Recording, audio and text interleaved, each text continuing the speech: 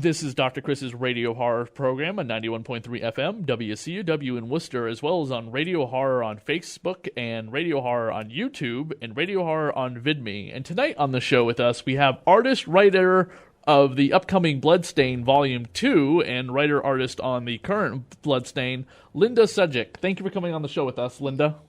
Hello, thank you for having me.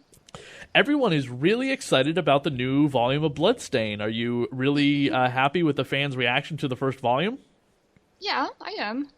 Well, I mean, I have it on my DeviantArt, so I have all my fans there, and I usually keep them updated. So, where did the idea of Bloodstain come from originally? Were you yourself like badly unemployed that you needed to get working for a mad scientist? Well, I was unemployed, and basically it started from the idea that I wanted to start drawing something, and my husband, well, there's a whole story behind it. I was really depressed, and Understandable. It was just after my grandma died, and so I wasn't really doing much to help myself, and Stjepan decided one day to do something for me, and he drew me a picture, and I really, really liked it, and ideas started forming. And I said, well, what the hell, I might do a strip or two about this, because the ideas kept pouring, and so I did it. Then I showed it one day to Stjepan, and he told me I should start posting it on DeviantArt, and basically make it a full story, because he really, really liked them, because they were funny. And that's basically like almost the same way that he had Sunstone done, correct? Oh, yes, definitely. It was a DeviantArt story, and you convinced him to turn it into a comic book. Yep. Well, I saw he had an art block when he started Sunstone, so I saw how much that helped him with his state of mind back then, and I really wanted to go the same way, basically, because he looked really inspired when he was drawing those pages, and when I started my comic, I felt the same, so I just kept going.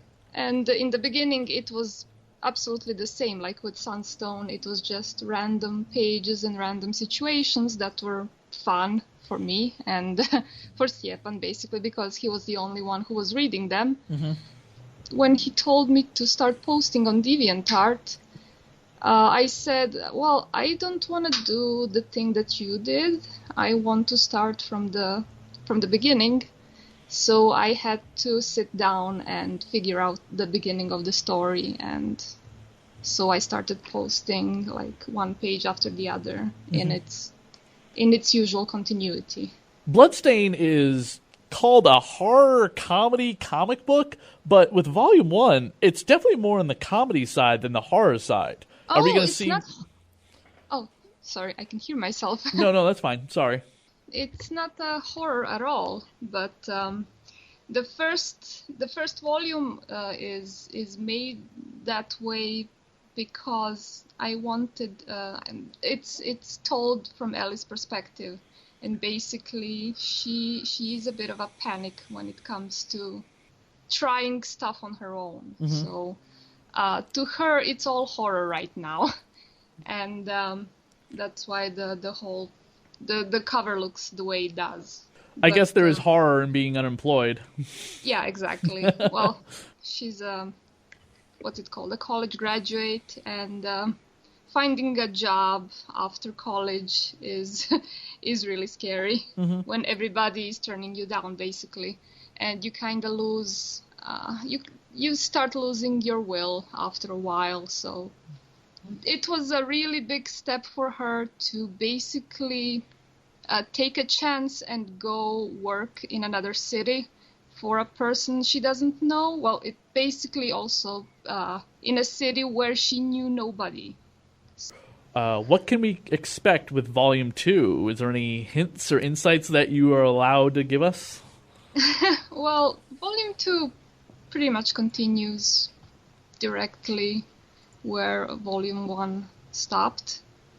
she comes to Doctor's home, and the shenanigans start from there. Basically, there will be a lot of awkward situations and funny situations in Volume 2 to be expected. A YouTube, kind of a webcomic based fan project based on Bloodstain. You must have been really flattered to see that. Oh, yes. They did an amazing job. The Edwin Tiong, I think that's his name. Yeah. And Amberly Connors. They basically do a lot of, I think, dubbing for games as well. So they really did an amazing job on the Bloodstain. Yeah, absolutely. I mean, I saw that. I was blown away, and I was looking at what I'm doing for my own fan project based on someone else's work, and I was like, oh, I can't compare to that. I think they've been doing that for years, so they really have experience with that. Yeah. There's a big difference between doing that and interviewing people on the radio and for a YouTube show. Well, fair. When you're doing something for so many years, I can't compare to you. In interviewing people, for instance, you must be you're really amazing at that because you've been doing it so many years. So. Well, thank you very much. I try. Your husband definitely had a good enough time for you to want to come on the show, so he was not put off by the interview. So that was very nice. He's right here beside me. Oh, well, tell him I said hello. Hey, Stjepan. He says hi back. Cool. Postal is another book that you're currently working on. I've only read volume 1 so far, but I really enjoyed that book as well. Talk a little bit about Postal. Postal is just a comic that I'm doing covers for. I don't do any interior work. I don't get the script for it, but I've read the first and second volume, and I really love the story. So. Do you find it easier to do a complete spread page of artwork compared to a panelized artwork? Oh, well, that depends. Depends what's on the spread. If it's a really complicated scene, then, spread can be as difficult as the, 10-panel page. Mm-hmm. So it all depends. But it's all good fun, so I can't say one is more than the other. It all has its own, things. Is there any particular artist growing up as a little girl that you were inspired by? Disney. Disney cartoons. No artist in particular, just Disney cartoons. That's something that I've been watching and rewatching, and I wanted to be an animator when I was little, so because of Disney. So, but, I settled on comics because that really it was what I needed. That I see that a lot in your artwork. Your artwork definitely has kind of a twisted Disney vibe to it with the way the character expressions are and such. Yeah, I like the Disney because of the way characters were are expressing. So I have that a lot. It influenced me a lot, basically. Any particular Disney cartoon that you really loved? No, I just loved all of them. All those, from years. No, basically all of them. All of them. We had a cassette player, the VCR. Yep, the VHS. And I would borrow it from my friend because her father was sailing the seas and he would get it from abroad, the originals. Yep. And then I would borrow it from her and I would just rewatch it. And my mom is like, oh, when is it going to be done? We want to watch the news. And I'm like, but I want to watch again. My son is the exact same way. Was the exact same way for a time. He wanted to constantly keep rewatching the same thing over and over again. Yep. When I wasn't watching, I was drawing. So. Now, here was an interesting question that a fan had sent me. How come and this also applies to your husband as well with Sunstone. How come both of your stories take place in America, but you guys are from Croatia and not setting your stories in Croatia? Oh, my story doesn't take place in America. Mine takes place in an ass crack of Mediterranean, which is basically Europe. It's an imaginary country that because okay. I didn't want to set it anywhere because I don't want to draw all those places. I just want to draw whatever I want to draw. Is there any particular character in comics that you could that you'd want to draw yourself to take on for any type of artwork for a company? I don't know. I'm pretty happy with all the stuff that I get from Top Cow. I'm gonna be working on Swing, which will be an erotic comic, similar to Sunstone. So I'm pretty happy with that. I really like drawing original characters. I'm not really. I don't really suffer. I don't really need to draw any already established characters. I don't feel the need to do that. I don't know. The one thing I wanted to point out about the character of Dr. Stein, he reminded me a lot of what is the name of the shock jock here in America? Crap, I just forgot his name. Howard Stern? Howard Stern, yes, Howard Stern. Thank you. Yeah, it just completely slipped my mind. It was like I had it there at the tip of my tongue, and then my brain went blink. Him and John Lennon, and they compare him to Snape. And yeah, a little bit of Snape, but more of the Howard Stern look with his crazy like Fudge. head of hair. Or someone said Weird Al one time, and I was just like, no, yeah, that's too. Yeah, maybe, I guess. Crazy hair, yep.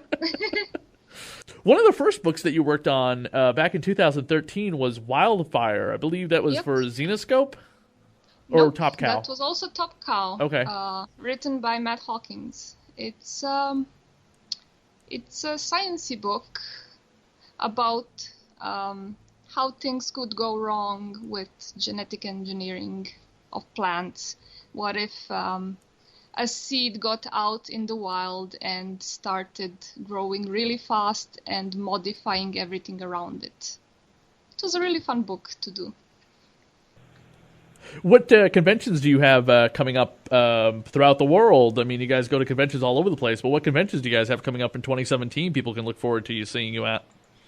I don't know, honestly, because we don't plan the whole trip because we're really, really busy right now because we missed out on a lot of work. In 2016, there was a lot of stuff happening in our lives, so yeah. So we're pretty much catching up all our work right now. So we don't really have any concrete plans for conventions yet. I always love asking this to people who go to cons and are guests at conventions. What's the craziest fan experience you've ever had? I don't know, to be honest.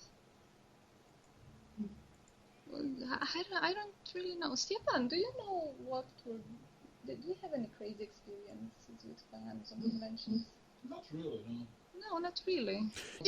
Maybe we're the crazy ones there. Have you ever had anyone come up to you with your artwork tattooed on their body? Oh, nope. No.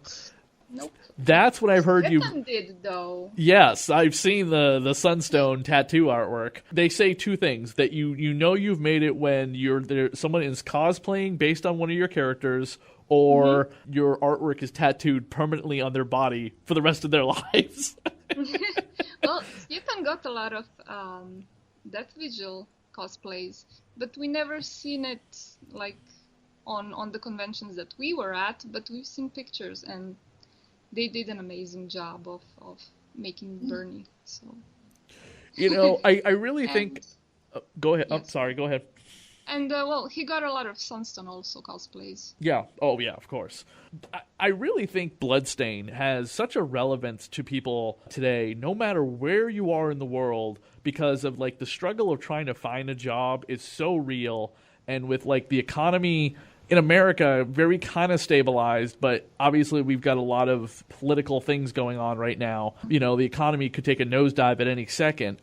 It's one of those books that I recommend to people and say, this is the book, if you've ever tried to find a job or you've ever been unemployed, that you have to read.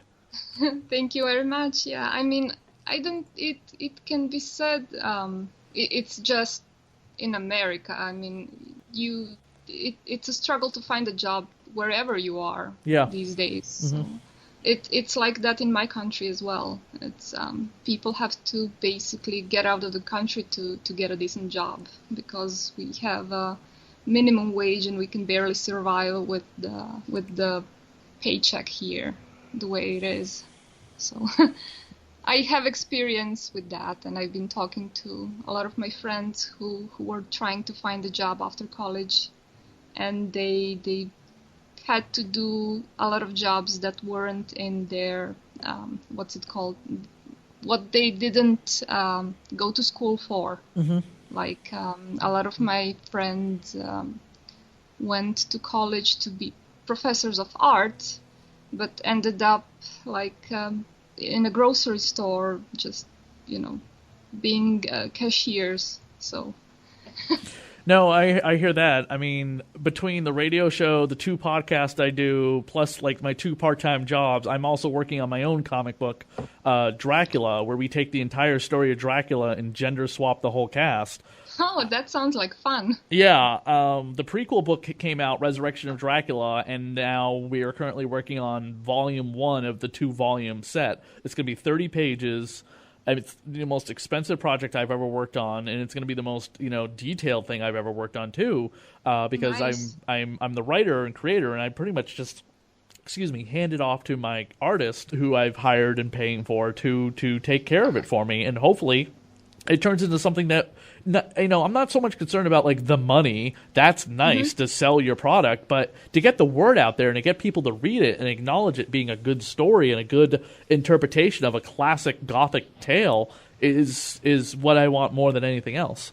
Oh yeah, I understand that completely. That was with me publishing Bloodstain first online, because I wanted to see the reaction people would have reading the little project that I was doing, basically. And Bloodstain, that is your first like 100% creator-owned project that you own. Yes. Yeah, cool. I guess Top Cow has been very good to you guys. I mean, Top Cow has been great for your husband, and it's been really good for Bloodstain. Oh yes, Top Cow all the way. That's our home, and we're not leaving. That's good. Yeah, I mean, I picked up the volume 5 of the Sunstone, and it's it's a mammoth volume. How many volumes can we expect Bloodstain to go for? 9 at least. 9? Wow.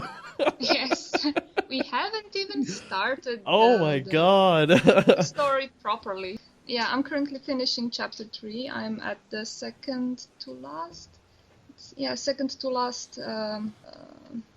strip. Okay. So basically, yeah, I have one more to go, and then the chapter is finished, and then I can move on to the 4th one. Now, are we going to be getting 1 volume a year, or are we going to get 2 volumes a year? Well, basically, I'm going to be... second one is being published in March, and then I'm publishing third one, I don't know when, but it's going to be this year. As soon as I reformat it. And then I am taking a break because the 3 volumes make a whole. It will be 3, it's like a book. It will be like a book 1. 3 volumes are going to be a book 1, and then next 3 volumes is going to be a book 2, and then the last one is going to be...